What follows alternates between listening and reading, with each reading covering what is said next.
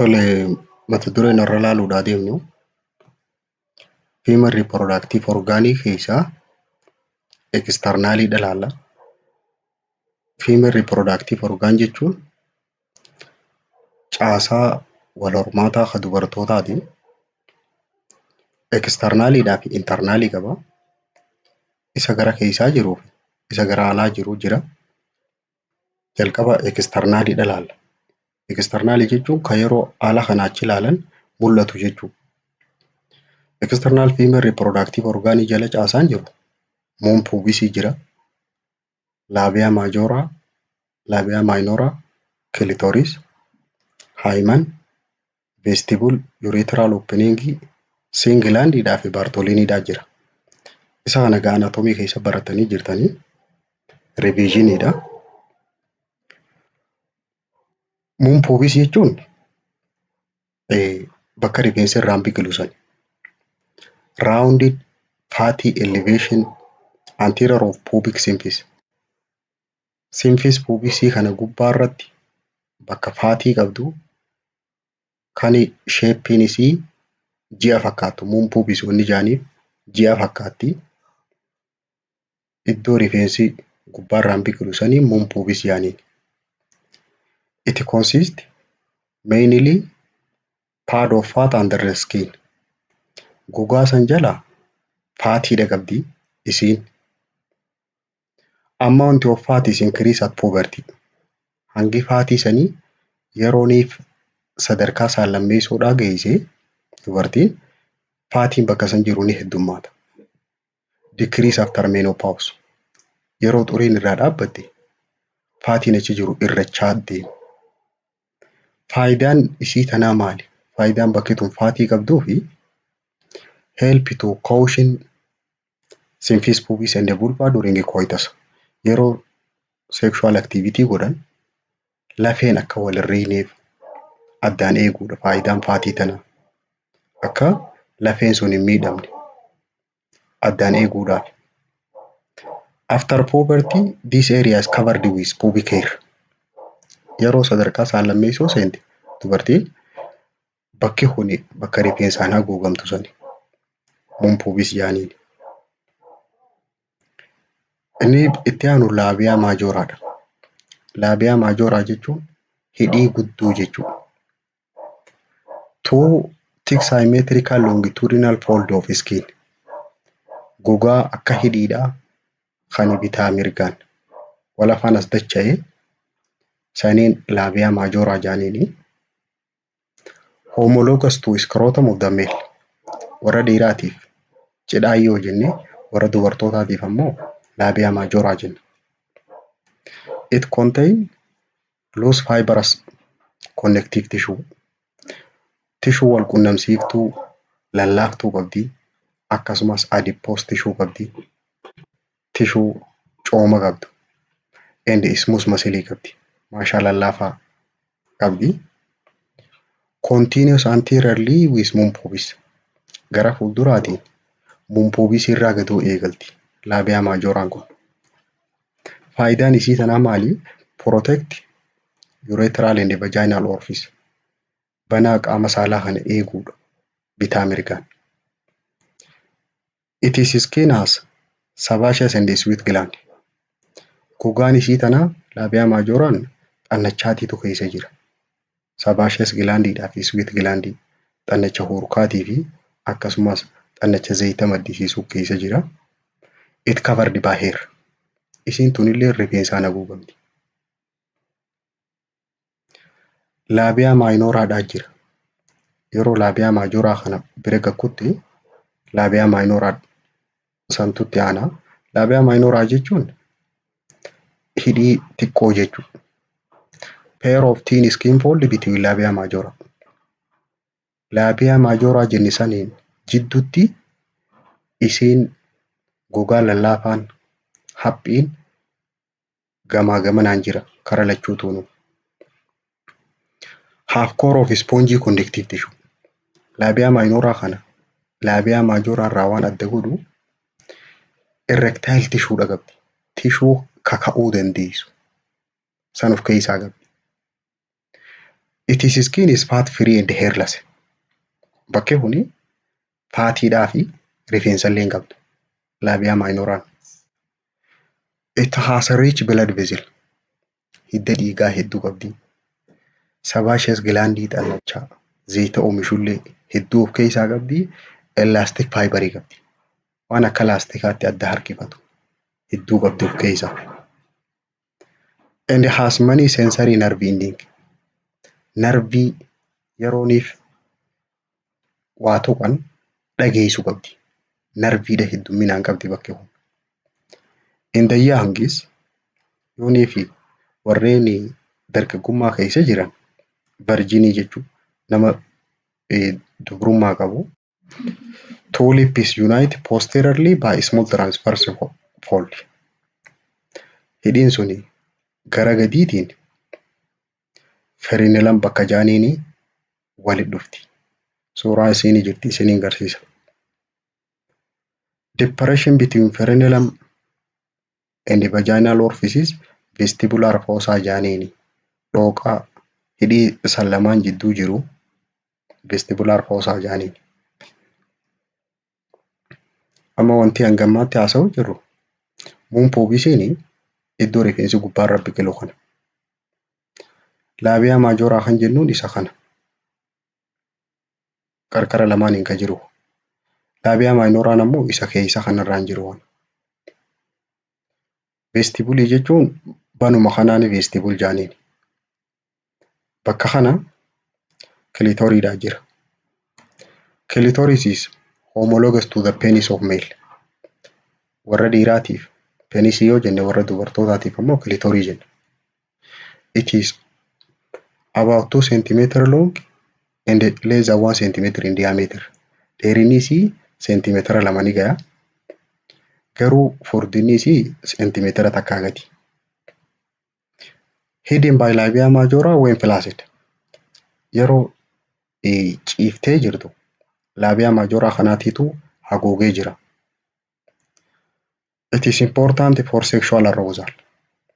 Yeroo during sexual activity bakki kun sensitive waan taateef hedduu barbaachiftuudha. It attached to symphysis pubis by suspensory ligament. Olii kanaan ligamentii walitti hidhee jiru jira. Muun pubisiidhaa wajjin. Ligamentii san suspensory ligamentii jaaniini. Inni itti aanu vestibule of vagina. Vestibule jechuun banaa labia minoraa jidduu jirtu kanaan vestibule jaanu. It contain urethra, vagina and ductus of greater and lesser vestibular glands. Inni vestibulii jennuuni banaa asii fi harma jidduu jirtu kanaan vestibule jennaan. Wantoonni as keessa jiran vagina jira akkasumas urethra saayitii fincaan ittiin bahan santu jira. Kabiraa xannachootaa jira asin jala. Opening of ductiin cinaa kana lamaaniin jira. Iddoon xannachi yeroo waa maddisiisee dhangala'aan isaa sun ittiin bahu. Bulbs of vestibules, 2 mass of erectile tissue on each side of vaginal opening. Kara lamaaniin tishuu kaka'uu dandeessu lamaatiitu jira. Seentimeetira 3 dheeratti isiin tun. It covered by bulbo sponges masiliidhaatu maashaa akka ispoonjiidhaatti lallaafatuutu haguugee jira vestibulii kana. Greater vestibulary Bartholin glandiidhaa jira. Bartholin glandiin kun faayidaan isaa yeroonii fi walqunnamtii saalaa godhan lubricatingii maddisiisa. Dhangala'aa akka riganniin uumamne ittisu san maddisiisa. Xannachi kun xannacha Bartholin glandii jaaniini. Iddoon inni itti argamu it found in each side of vestibule. Cinaa lamaan itti argama. Vestibulii kana bitaa fi mirgaa irratti. Their duct is open between labia minora and vaginal hymen. Bakki dhangala'aan isaatti oliin bahu bakka kana. Tuqaa lamaan kana bakka kanaan ol baha. Faayidaan isaa kanaa maali? Baartoliin gilaandiin lubrikeetingii mukasiidha maddisiisa. Mukasii akka riganni hin uumamne ittisu san maddisiisa. Yeroonii fi xannacha san laallee gubbaa kanarraan kilitooriidhaa jira jenne. Asiin ammoo yureetiraal orfisiidha. Inni kun yeroo kaatti tarafaa galchan bakki galchaniin asi. Kuni vajaayinaadha. Inni kun gireetar vastibulaar gilaand inni jaaniin xannachoota jala kanaan jiru kun. Isa halluu magariisa qabu kun.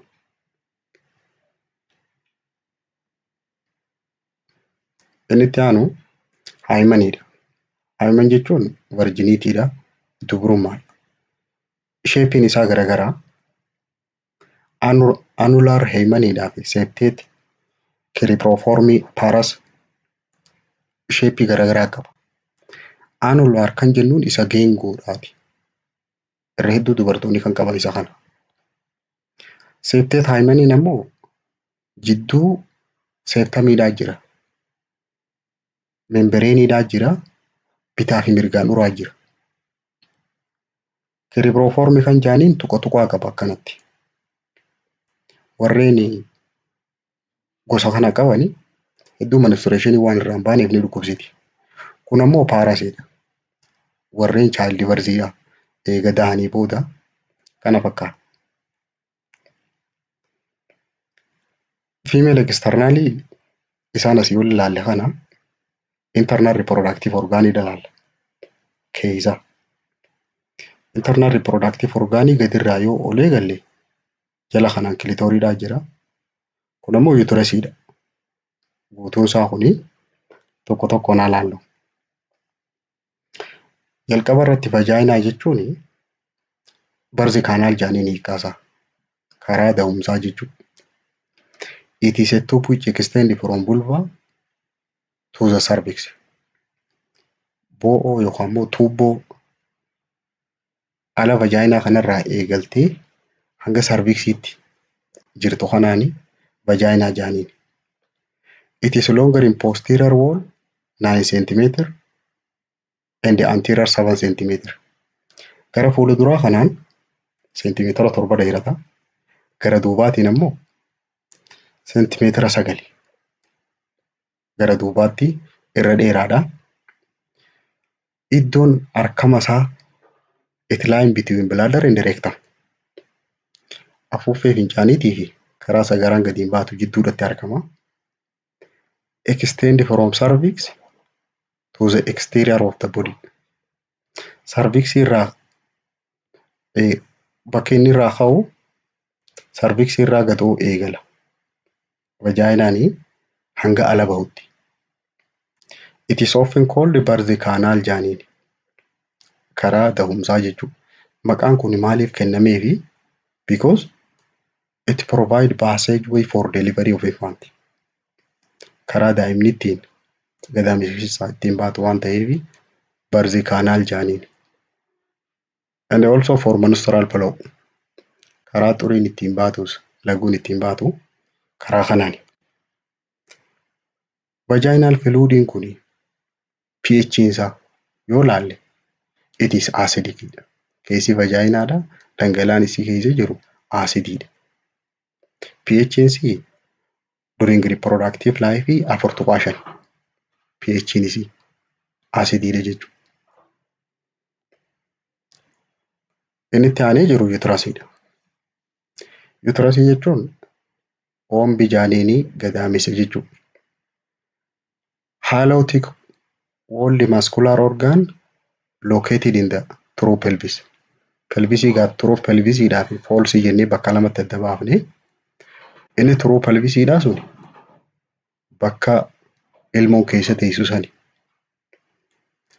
Achi keessatti orgaanii argamu. Maashaarraa kan tolfame between rectum and bladder.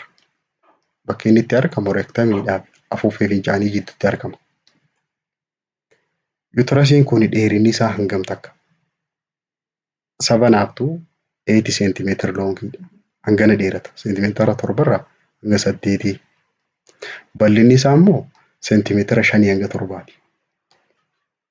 Furdinni isaa seentimeetara 2 hanga 3. Its position is anti-verted. Anti-verted jechuun gara duubaatti achi jallatee jira. Tilt anterosuperiorly relative to axis of vagina. Yeroo toora vagina kanarraa akkana ooloo yooniif meetirree gara duubaatti achi jallatee jira. And also anti-flexed anteriorly relative to cervix. Cervixiidhaan wajjin yoo laalle garana je'ee jira. Sheeppii isaa yoo laalle uterasii jechuun isa kana. Inni vagina jennuun asii fi harma jidduudha. Cervixiin ammoo hulaa uterasiidhaati. Uterasii kan jennuun isa kana. The main function of uterus is faayidaan gadameessaa maali? Faayidaan isaa tokkoffaa to nourish developing fetus prior to birth. Dhalachuudhaan dura miciree garaa keessa guddachuu jirtu sana daa'ima sanii nyaachisuudha. To prepare itself for pregnancy each month. Baatii hunda ji'a hunda ulfaafuuf qopheessuudha. Dalagaan isaa. Following pregnancy expel product of conception. Eega ulfi uumamee booda ilmoo san baasuudha. Dalagaan isii tokkoffaa fetusii san nyaachisuu, prepare itself for pregnancy and expel product of conception. Ilmoo san nyaachisuu, ulfaafuuf qopheessuudhaa fi ulfa san baasuudha. The uterus is consist of the following part. Gadameessaan kutaan inni qabu kutaalee hedduu qabu. Kutaalee inni qabu keessaa inni tokkoffaadhaa koornuwaa jaaniin. Koornuwaa jechuun gaafa saasan jechuudha. Where uterine tube is join uterus. Bakka tuubboon fallopian tube jaanii sun itti gadameessatti dhuftu santu koornuwaa jaaniin. Koornuwaa jechuun bakka kana. Bakka wanni gaafa fakkaataa kuni itti uterasii ittiin dhuftu kanaan koornuwaa jaan. Kutaan itti aanu fandasiidha. Fandas jechuun dome shaped wall between insertion of the uterine tube. Bakka mataa loonii fakkaattu saniin fandasii jaan. Fandasii jechuun isa kana. Bakka tuubboon itti uterasii ittiin dhuftu kana jidduu kan jiru kanaan fandasii jaan. Koornuwaan ammoo gaafa isaa kana. Mataa loonii fakkaataa uterasii yoo laalan. Katti aanee jiru bodiidha. Body or cavity or corpus jaaniini sadeenuu maqaa isaati. The upper two-third and the greater partiin isa kana. Inni body jaaniin isa kana. Asirraa kaasee hanga cervixiitti kan jiru kanaani corpusii yookaan immoo body jaaniin qaama gadameessaa sana. Inni biraa isthmus jaaniin. Isthmusiin the narrow area between cavity and the cervix. Bakka cervixiidhaa fi cavity san takkaa body san jidduu jirtu narrow area saniin isthmusii jaaniin. Isthmus jechuun asii fi harma jidduudha. Asiinillee isthmus ni jennaani booda yeroo fallopian tube haasoynu bakka dhiphoo tanaanii isthmus jaaniini. A transition zone between body and cervix is we call it isthmus. Bakka cervixii irraa cervixii jechuun hulaa gadameessaati jenna jala kana. Body jechuun ammoo bakka booda ilmoon itti guddattu sani. achi jidduu naaroo porshiinidhaa jira. Bakka saayiziin isaa irra xiqqoodha. Tiraanzishin isaa itti bakki jaaniin asii fi harma jidduudha. Bakka kanaan ismasii jaaniin.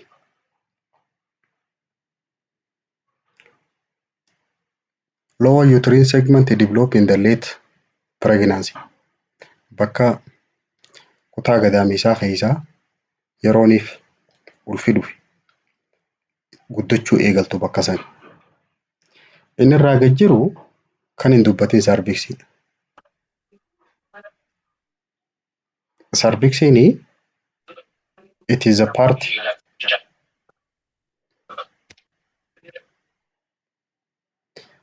below isthmus and protruded into the vagina.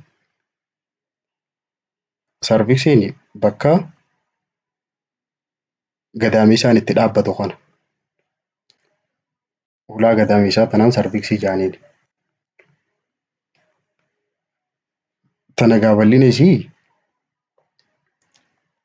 yerooniif da'umsa eegalle achirratti ilaalla. Wall of uterusiin kun maal laayira akkam of keessaa qaba? Dhaabni gadameessaa kun. Gadameessi kun laayira 3 qaba. Laayira yookaan baqqaana 3 qaba. Inner layer, middleidhaa fi outer layeriidha qaba. Isa gara keessaa jiru, ka jidduu tana jiruu fi ka gara alaa jiru. Inni gara alaatiin jiru kana maal jaaniin? Seerosaa jaaniin. Perimetrium or seerosaa jaaniin. Outer serous coat that supported layer of connective tissue. Seerosaan kun isa gara alaatiin jiru kana kan istiraakcharii caasaa naannawaa jirurra isa adda baasu. Gara alaatiin gadameessa kana haguugee ka jiru laayira gadameessaa kana seerosaa jaaniin yookaan perimetrium.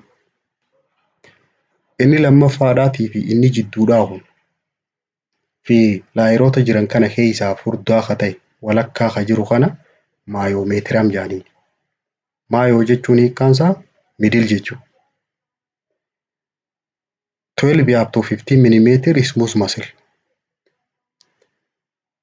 Maashaa lallaafaa milimeetira 12 irraa hanga 15 bal'atu qaba inni kun maayomeetiramiin kun. Maayomeetiriam jechuun asirraa hanga asii jidduu tana. Main branches of blood vessel and the nerve of uterus is in this layer. Iddoonni dhiigaa narviin gadameessa kanaaf barbaachisan as keessa iddoon isaan jiran. Laayira 3 qaba jenne inni sadaffaadhaa indoomeetiramiidha. Indoo jechuun inner jechuudha. Isa gara keessaatiin jiru san. The inner mucus coatii saniini indoomeetiram jedhama. Keessarraa gara alaatti yoo dubbanne indoomeetiram, maayomeetiramiidhaa fi seerosaa yookaan immoo perimeetiram jedhaniin.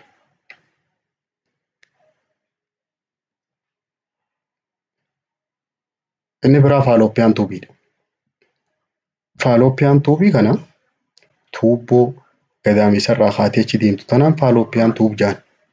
Isii tana faaloopiyaan tuubiin tuubboo tana. Uterine tube or fallopian tubes forms initial part of female duct system. Ujummoo booda killeen keessa deemtu kan irraa ijaaraman fallopian tubii kana.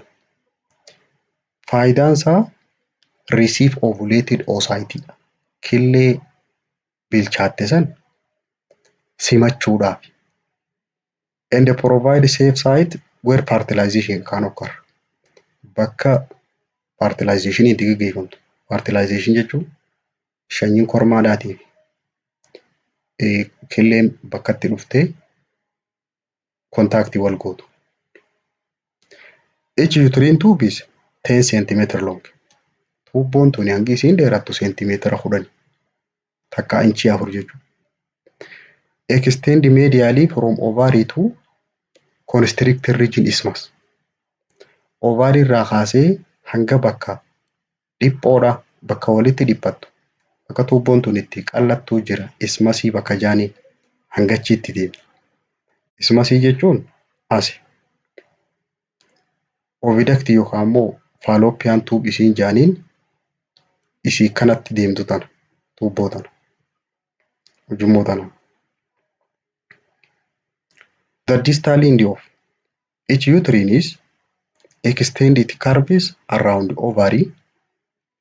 Bakka sanitti jallina qabdi. Fiinxii isiidha. Forming the ampulla where fertilization is occur. Fertilizationiin faaloopiyaan tuubii keessaa iddoon isiin itti gaggeeffamtu ampullaa jaaniin saayitii san. Bakka fertilizationiin itti gaggeeffamtu ampullaa jaaniini. Ampullaa jechuun bakka kana. Asii bakki fertilizationiin itti gaggeeffamtu sun.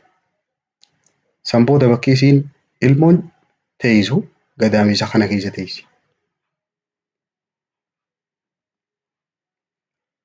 Faaloopiyaan tuubiini yoon ifa kophatti achi baafne seentimeetira 10 hanga 14 dheeratti jenna. Dheerinni isii. Diyaameetiriin isii bal'inni isii seentimeetira takkaa gadi. It has 4 parts. Tuubboon tuni kutaa 4 qabdi. Inni tokkoffaadhaa infandibilam jaaniin. Infandibilam jechuun naannawa kana. Asiin katti aanee jiru kuni ampullaadha. Ampullaa jechuun saayitii bakka fertilizationiin itti gaggeeffamtu. Milimeetira 6 dheerata. Diyaameetirii isaa bal'inni isaa milimeetira 6. Where fertilization and the most ectopic pregnancies occur. Bakka ulfa gadaamessaa ala itti mudachuu dandeessu keessaa iddoo kana. Sababni isaa asumatti fertilizationii akkuma gaggeeffamtetti ulfi sun achumaan achitti hafe. Osoo gamana deemee gadaamessaa keessan seenin. Kutaan sadaffaadhaa ismas jaaniin. Ismas jechuun bakka qalloo tana. 1 millimeter diameter spot for tubal ligation.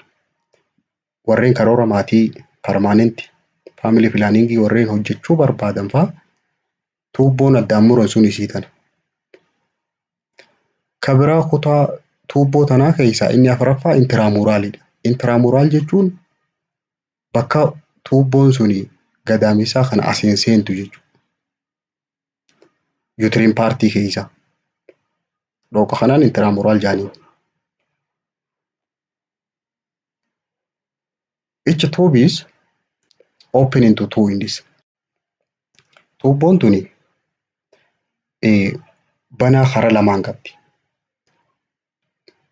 Proximal endiidhaa fi distal endii qabdi. Proximal endii kan jennuun bakka gadaamessatti as dhiyaatu tana. Bakka kanaan gadaamessatti banama. Asiin gamanaan ammoo ovaariidhatti banaadha asiin. Distal endiini peritoneal cavity near the ovary. Naannawa ovaariin teessu sana naannawa sanitti banaa qaba. Faayidaan isa kanaa maali? Faayidaan faaloopiyaan tuubiidhaa. Fankishiniin isaa inni tokkoffaa transport oosaayitiidha. From ovary to site of fertilization.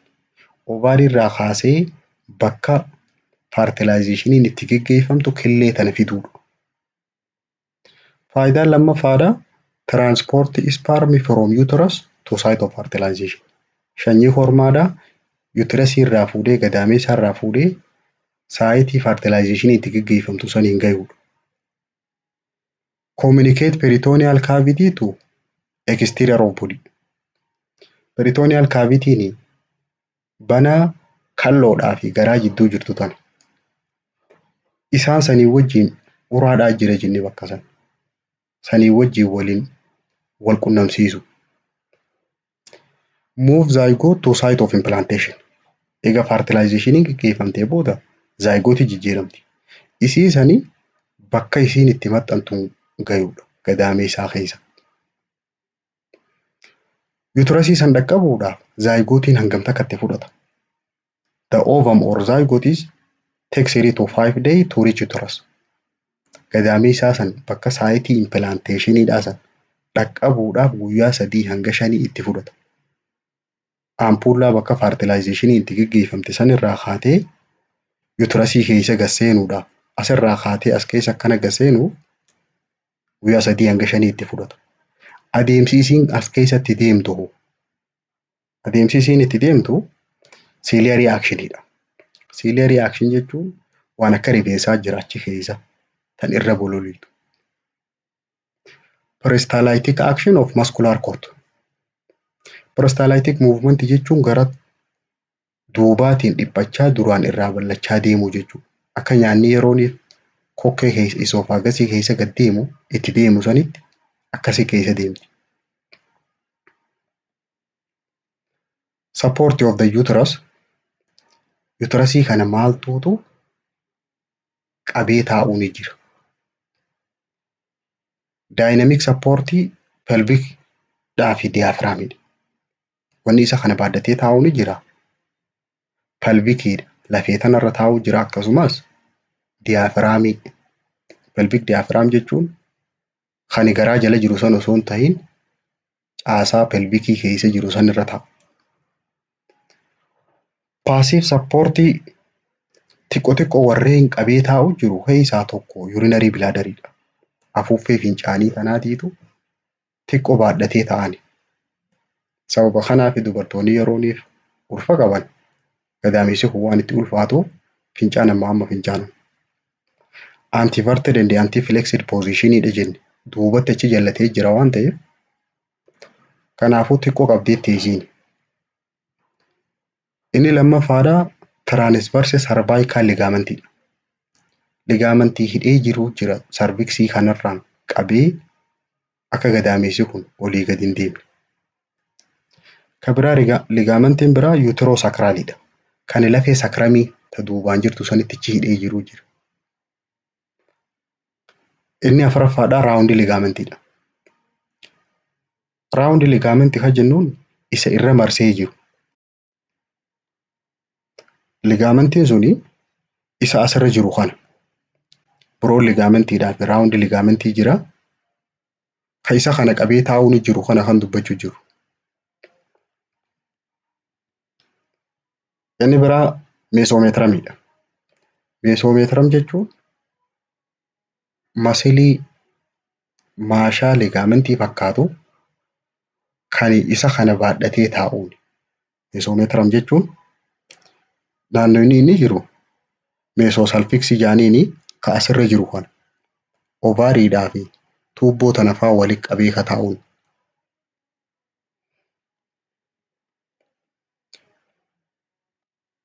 Inni itti aansee ilaallu ovaariidha.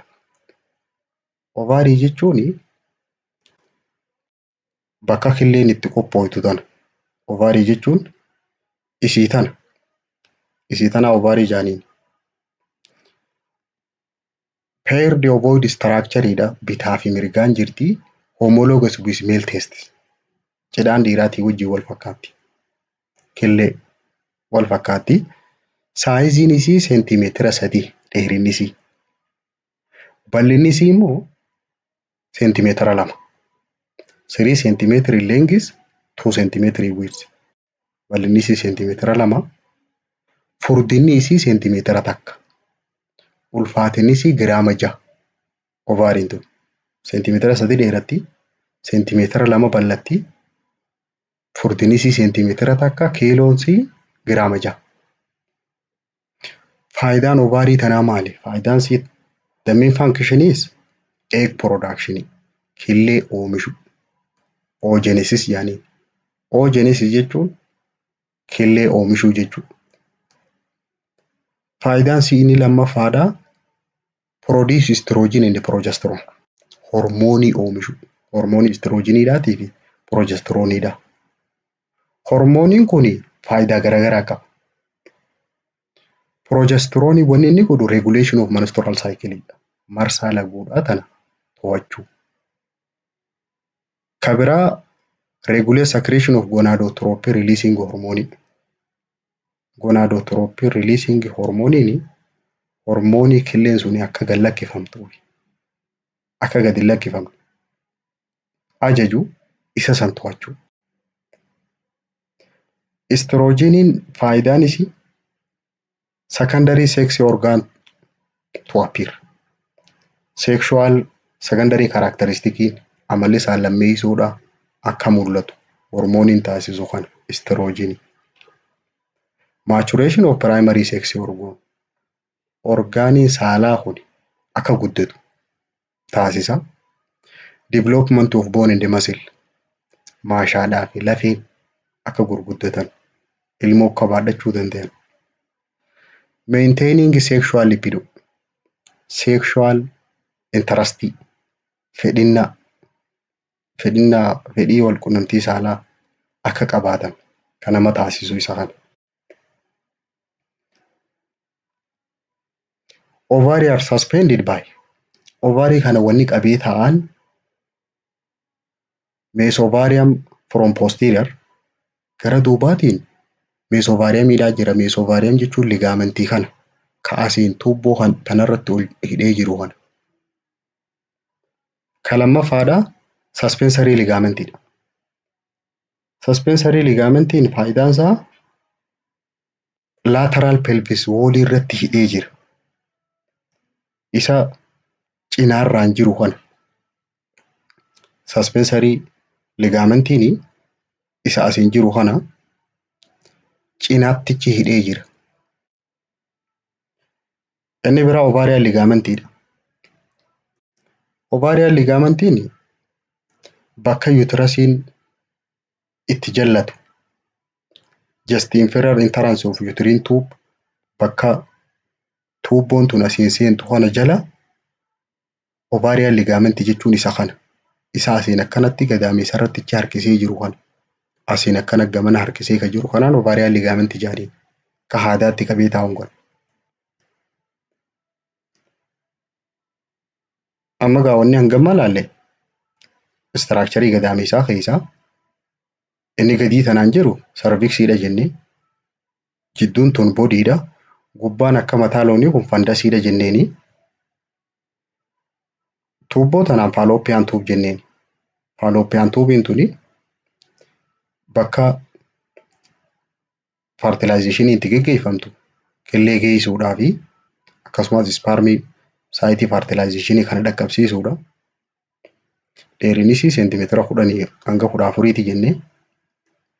Wanni harka fakkaataa tuni fiimbiree jaaniin. Faayidaan isii qillee qabdee oofuudha akka harkaatti.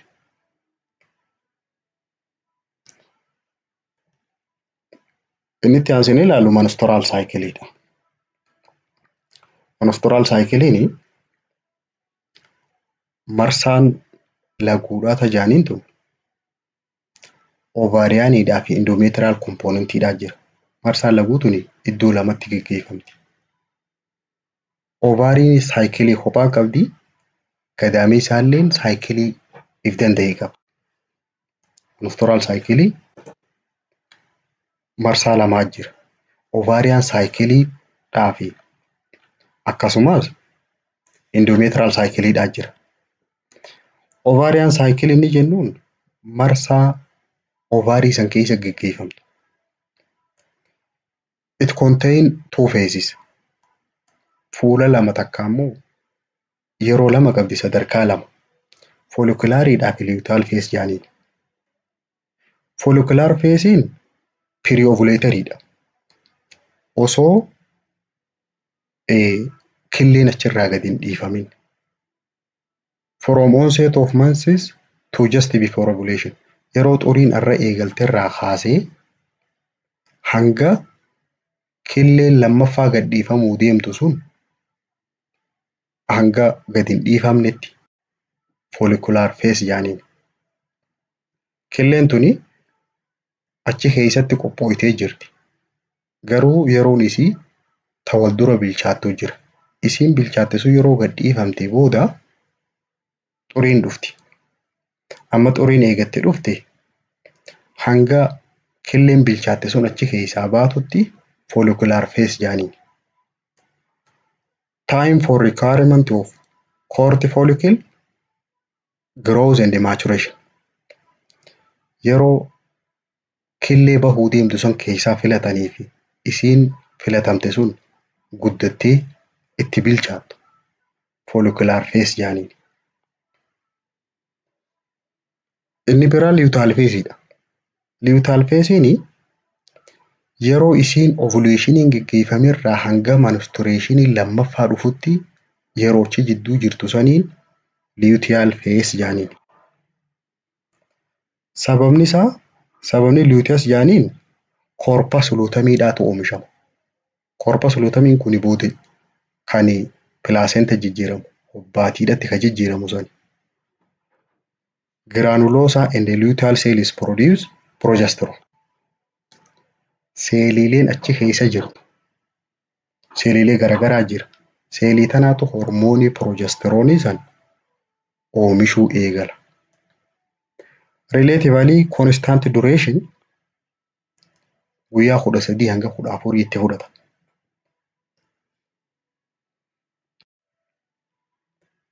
Ovarian cycling kun jalqaba hormoonii kana ajajni kan itti kennu anterior pituitariidhaatiitu ajaja dabarsa.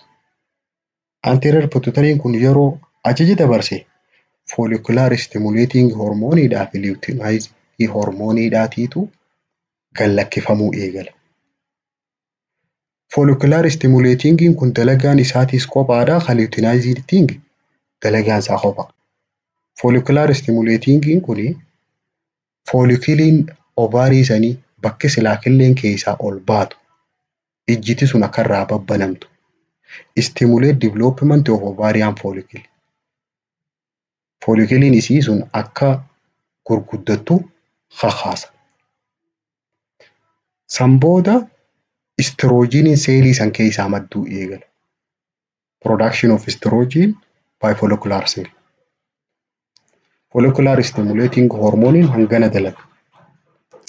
Luteinizing ammoo serve as trigger for ovulation.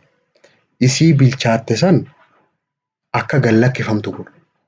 Kun inni bilcheessa, kun ammoo gallakkisiisa. Yeroo kana follicular cell in the corpus luteum is produce progesterone. Hormoonii duraan maddisiisaa turan sun xiqqaateeti progesteroniin achi keessaa madduu eegala. Hormooniin kun lamaan follicular stimulatingidhaa fi luteinizing hormooniin kun it produce cyclic change. Jijjiirraa yeroodhaa geggeessanii ovaarii tana keessatti. Wanni isaan godhan tokkoffaa development of follicleidha. Follicleiin sun akka guddatu. San booda ovulation and the corpus luteum formation. Dalagaan isaan kanaaf. Duration of ovarian cycle is persist throughout the reproductive life of woman. Marsaan ovaarii keessa geggeeffamu kun baatii hundanuma jira. Hanga isiin lubbuun jirtu, hanga isiin horuu dandeessu, through reproductive life umriinsii hanga xuriin irraa dhaabbattutti. Yeroo menopausiidhaa terminate taati. Yeroo xuriin irraa citte adda dhaabbatti. Yeroon ovarian cycliin hin jirre yeroon tokkoffaadhaa during pregnancy dha. Yoo ulfa qabaatte ovarian cycliin hin jiru.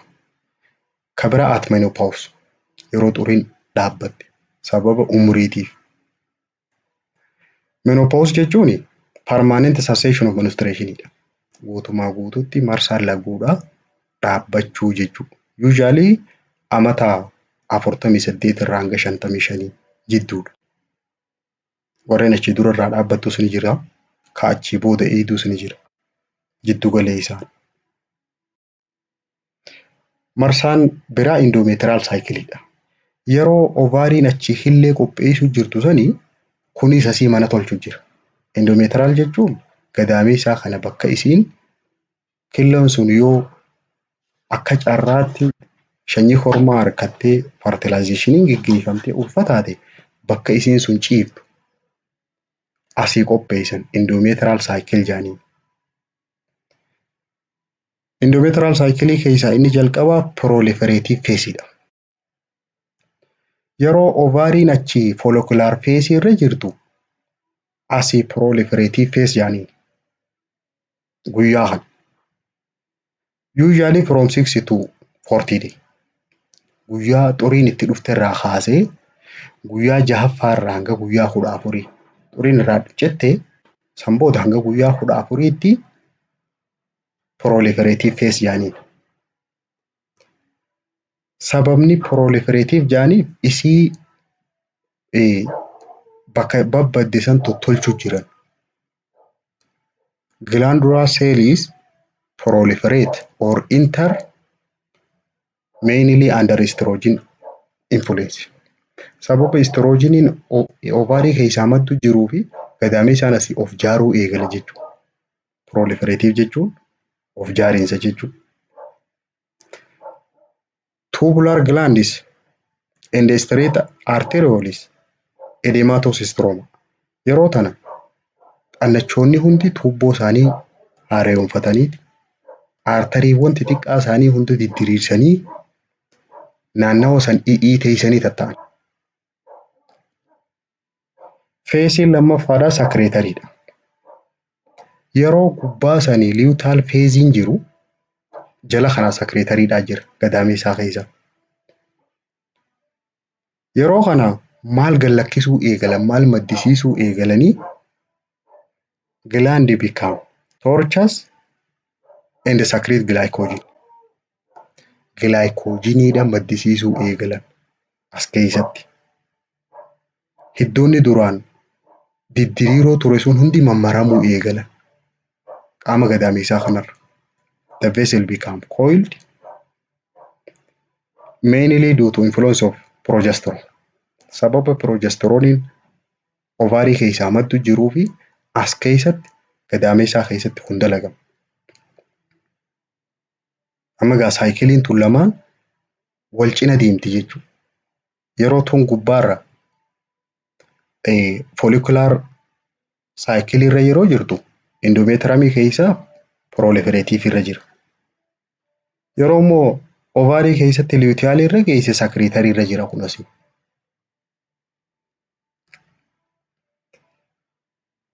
Saayikiliin female reproductive saayikiliin jalqaba anterior pituitariidhaatiitu ajaja dabarsa jenna. Anterior pituitariin hypothalamus'iidhaatiitu gonadotropin releasing hormoonii ajaja. Aksisiidhaa jira adeemsa itti wal ajajan. San booda pituitariin waa lama ajaja jenne follicular stimulatingidhaa fi luteinizing. Follicular stimulatingiin tokkoffaa folliciliin sun akka filatamtu. San godhee isiin filatamte suni akka guddattu.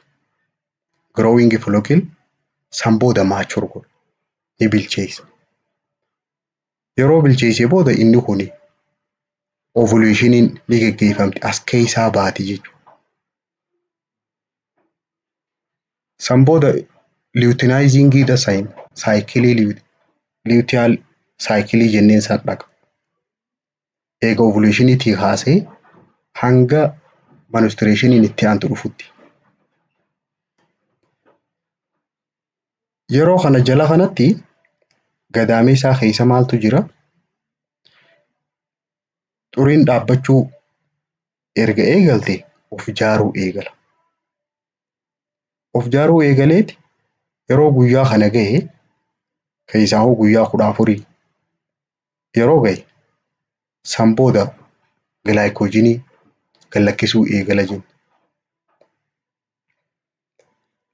These hormones stimulate control cycle of change in ovary cycle. Hormooniin kun follicular stimulatingidhaa fi luteinizingin kun marsaa ovaarii keessa geggeeffamu kana isaaniitu to'ata. Cyclical changes in ovary start from onset of puberty. Marsaan tuni eega sadarkaa saalammeessuu geessarraa eegaltee hanga xuriin dhaabbattutti ittuma fufti.